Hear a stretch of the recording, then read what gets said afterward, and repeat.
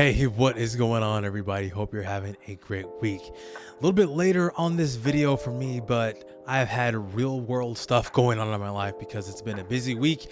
Because if you know what this week is about, especially at the end of the week, you know why. I am a married man who also has 3 daughters, so I gotta show out for all of my girls for Valentine's Day. But gotta get a video out. Want to talk about some indie games I have been playing, some cool demos, and some releases that I have coming up for future reviews. So let's talk about them right now. So a couple of games I've been playing, they're kind of some hidden gems, and I really want to highlight these games today. And the first game I got up is called Goldenheart, and this is developed by Millenniapede and published by MAVC. This game actually came out in November of 2024, but the devs reached out and they've got some positive reviews, but they kind of want to get a little bit more traction. So I'll give you the description of what this game is about. So Goldenheart says you have entered a foreign land in the course of an expedition and become involved in an otherworldly mystery. Toldonoria is a deceptively simple world, balanced delicately between the extreme forces of a magical universe. This is a very simple adventure game. That's the best way I could describe it. And it reminds me a lot of what Skyrim is about. So if you played Skyrim, I think everybody played Skyrim, the multiple versions of Skyrim that are out there. And you have some weapons with you. You have a sword and a shield. You also have a bow and arrow. You're going through this land and you are exploring the areas in between. You are fighting off creatures like bugs and scorpions and spiders and some skeletons, and you are journeying from place to place and figuring out quests. It's an adventure game. It's a pretty simple game. The character models are not the best, and the animations aren't the best. It's not the prettiest looking game, but I think it has a lot of charm, and for the amount of time I spent on it, I've spent maybe about 2 hours on it, and kind of still in the earlier game, kind of getting into the main story of what this game has to offer. I have found a lot of charm and found some interesting stuff. So it's just a fun adventure game. So if you're interested in a fun adventure game, it's not even that expensive. It's about $10 on Steam right now, so check it out. And I appreciate the devs for reaching out to me to kind of highlight this game and show off what this game has to offer. So try out Goldenheart. Now talk about simple with this next game, and it is called A Game About Digging a Hole, and that's literally what you do. Shout out to Kayla, who is actually 1/7 of the Drop In Drop Out podcast, and shout out to Drop In Drop Out podcast because I collab with them to create the intro music for that podcast, so check them out. So shameless plug right there, but shout out to Kayla for the recommend on A Game About Digging a Hole, a minimalist game about digging a hole in the garden of a newly purchased house. Collect resources, sell them, upgrade your equipment, and discover a mysterious secret.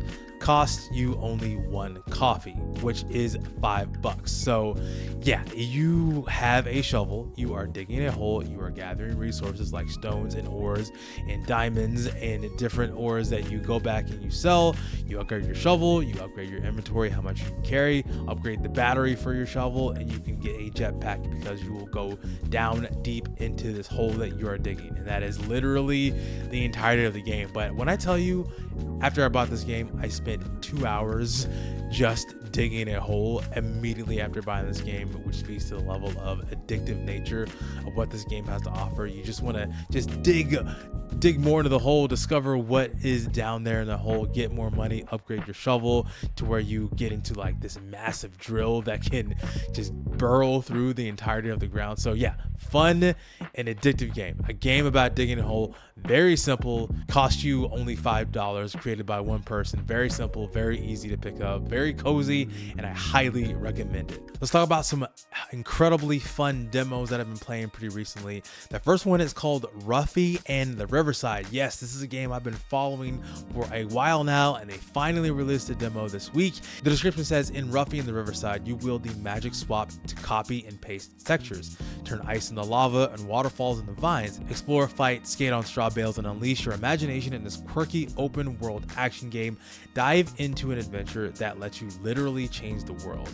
This reminds me so much of the golden era of the N64 classics like Mario 64 and Donkey Kong Adventure. It's so full of life and charm, and I absolutely love what Ruffy and The Riverside has to offer. And like the description says, you have the ability to swap anything, any texture into anything that you are able to see. So for example, you can turn a waterfall into vines. You can climb up that waterfall to gain these stars, which will allow you to unlock other rooms to collect more stars and to get more coins and to swap out. You have the ability to just hit enemies. You can swap things like wood into metal, metal into wood, sand into lava, all different types of things. So this is a very fun game, very fun game, and I definitely wish I could play more of the demo. The full release is not set yet. It actually says coming soon on the Steam page, but you can play the demo right now, and it's definitely going to be one of the highlights, what I believe, of Steam Next Fest. So shout out to the devs at Socrates Laboratories for creating this fantastic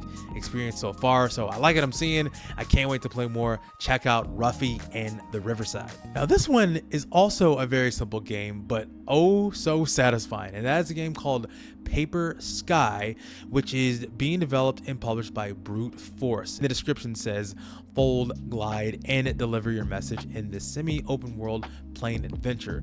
Now the demo is very short. It's a proof of concept, so it's very pre-alpha gameplay, but what I experienced so far, and you can look at the trailer for this game, it is so satisfying. You actually start off as a roll of paper, but you can transform from that roll of paper into a paper airplane and dive down and swoop down and collect other messages that you see throughout the world. You can create your own message, and it is incredibly beautiful. The music is great. It's pre-alpha footage what you're seeing right now, so not fully what you'll see in what the game has to offer, but I enjoy what I'm seeing. The opening sequence of this game is amazing, and so lends me to believe that the dev is going to do a great job with this game. So can't wait to see more of what Paper Sky has to offer. The release is actually going to come out sometime in 2025, no actual release date, but man, if you need just a game to chill out and vibe out with for maybe 10, 15, 20 minutes, Paper Sky is one of those games. Check out the demo right now.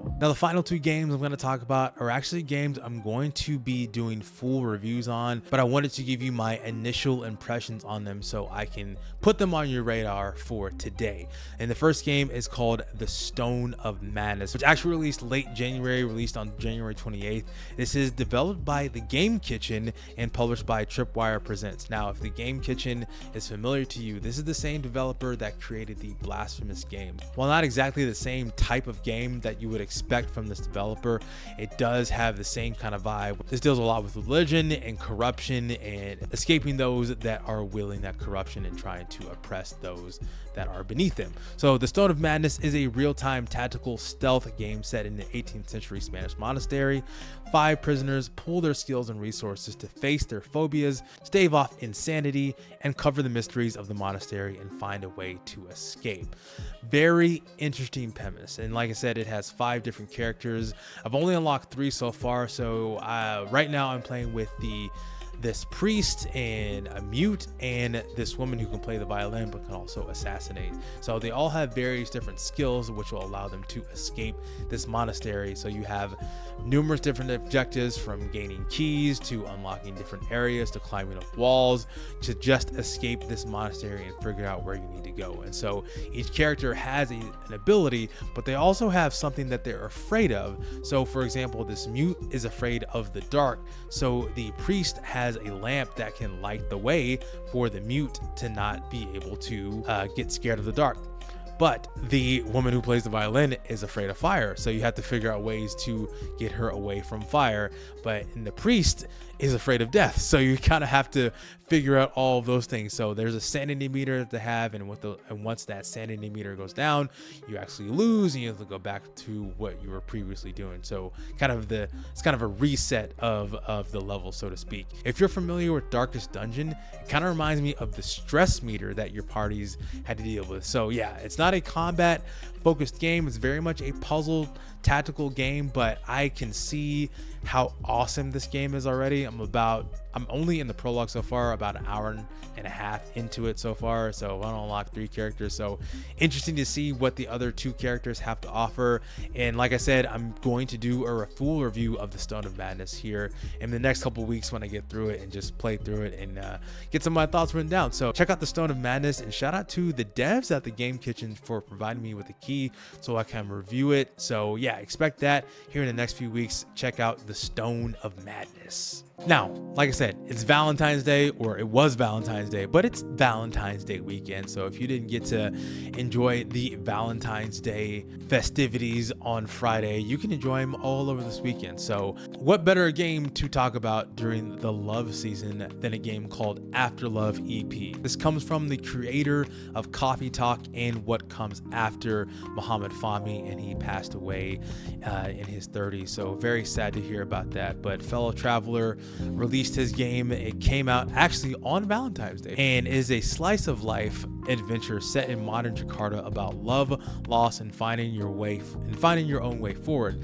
Step into the shoes of Rama, a young musician struggling to move on with the life after the death of his girlfriend Sinta. So yeah, deals with death and mental health and just moving on from various tragedies that you're in. And the main character Rama is the leader of this band. His girlfriend Sinta dies suddenly, and he has to figure out a way to move on while dealing with his relationships that are still around, like his bandmates, other friends, his family, other things like that. So this is a game I'm reviewing right now, and shout out to Fellow Traveler for giving me a key to review this game. And so far my impressions are very positive. I actually teared up in the first 20 minutes of the game. I did not know what to expect. I have not seen much of this game, but so far I am liking what I'm seeing. It's kind of a visual novel / walking sim, but there's also a rhythm game element in there because this is a musically based game and your characters are musicians. So there will be moments where you are doing rhythm game mechanics and you're choosing your various dialogue options and you're talking to your friends, going through